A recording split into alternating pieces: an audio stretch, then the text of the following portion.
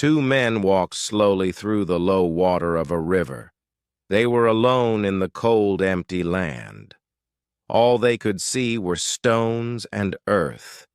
It was fall, and the river ran cold over their feet. They carried blankets on their backs. They had guns, but no bullets, matches, but no food. "I wish we had just two of those bullets we hid in the camp," said the first of the men. His voice was tired. The other man did not answer. Suddenly, the first man fell over a stone. He hurt his foot badly, and he cried out. He lay still for a moment, and then called, "Hey, Bill, I've hurt my foot." Bill didn't stop or look back. He walked out of the river and over the hill. The other man watched him.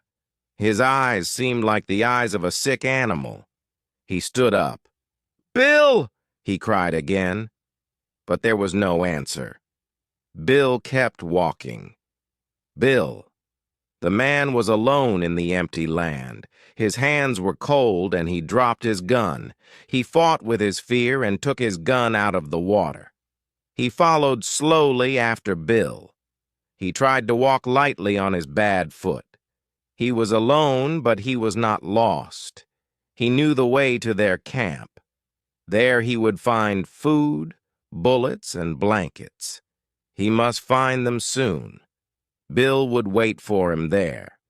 Together they would go south to the Hudson Bay Company. They would find food there and a warm fire. Home. The man had to believe that Bill would wait for him at the camp. If not, he would die.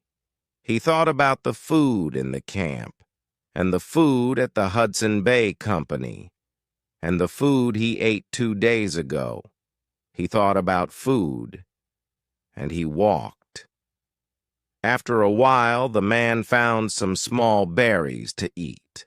The berries had no taste and did not fill him, but he knew he must eat them. In the evening, he hit his foot on a stone and fell down. He could not get up again. He lay still for a long time. Later, he felt a little better and got up. He made a fire. He could cook only hot water, but he felt warmer. He dried his shoes by the fire. They had many holes. His feet had blood on them. His foot hurt badly. He put his foot in a piece of his blanket. Then he slept like a dead man. He woke up because he heard an animal near him. He thought of meat and took his gun. But he had no bullets. The animal ran away.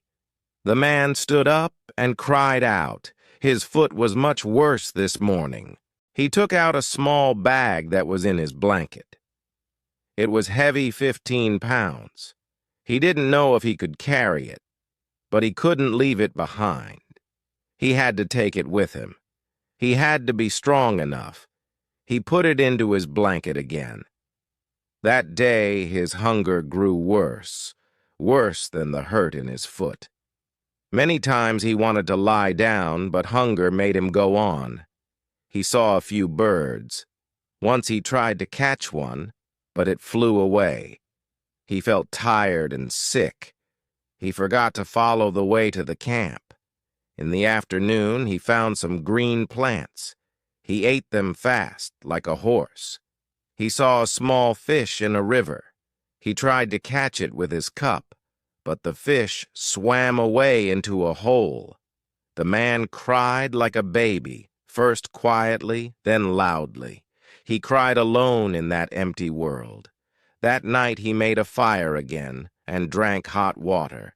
His blanket was wet, and his foot hurt. He could think only of his hunger. He woke up cold and sick. The earth and sky were gray. He got up and walked. He didn't know where. But the small bag was with him. The sun came out again, and he saw that he was lost. Was he too far north? He turned toward the east. His hunger was not so great, but he knew he was sick.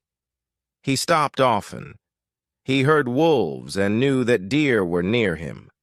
He believed he had one more bullet in his gun. It was still empty. The small bag became too heavy. The man opened the bag. It was full of small pieces of gold.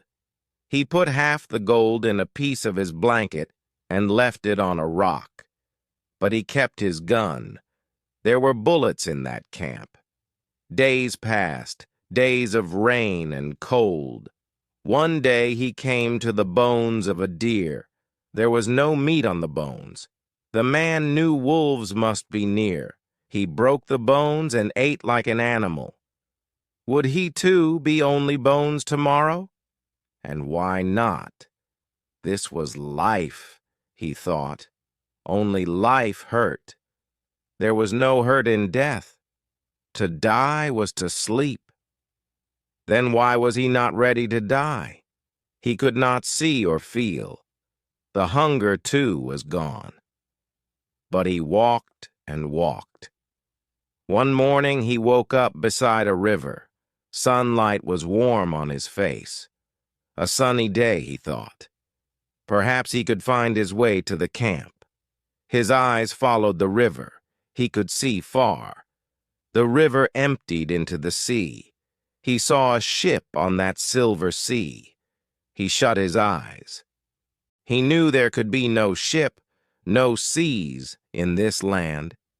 He heard a noise behind him and turned back. A wolf, old and sick, was following him. I know this is real, he thought. He turned again, but the sea and the ship were still there. He didn't understand it. He tried to remember. What did the men at the Hudson Bay Company say about this land? Was he walking north, away from the camp, toward the sea? The man moved slowly toward the ship. He knew the sick wolf was following him. In the afternoon, he found more bones left by wolves, the bones of a man. Beside the bones was a small bag of gold, like his own. Hal Bill carried his gold to the end, he thought. He would take Bill's gold to the ship. He would have the last laugh on Bill. His laughing sounded like the low cry of an animal. The wolf cried back to the man, and the man stopped laughing. How could he laugh about Bill's bones? He could not take Bill's gold. He left the gold near the bones. The man was very sick now.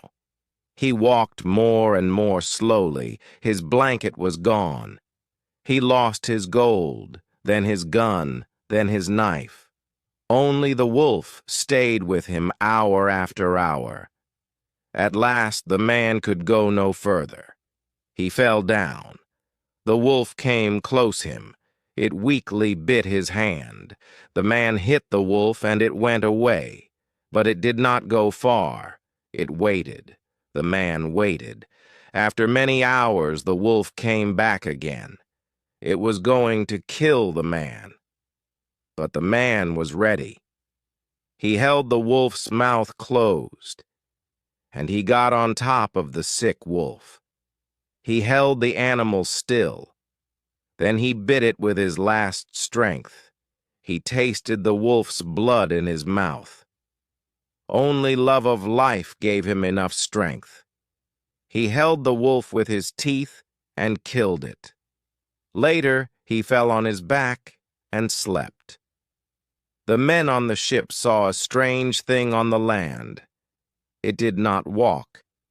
It was lying on the ground, and it moved slowly toward them, perhaps 20 feet an hour. The men went close to look at it. They could not believe it was a man. 3 weeks later, the man felt better. He could tell them his story. But there was one strange thing. He could not believe there was enough food on the ship. The men told him there was a lot of food, but he only looked at them with fear, and slowly he began to grow fat. The men thought this was strange. They gave him less food, but still he grew larger and larger day he was fatter. Then one day they saw him put a lot of bread under his shirt. They looked in his bed too and saw bread under his blanket. The men understood and left him alone.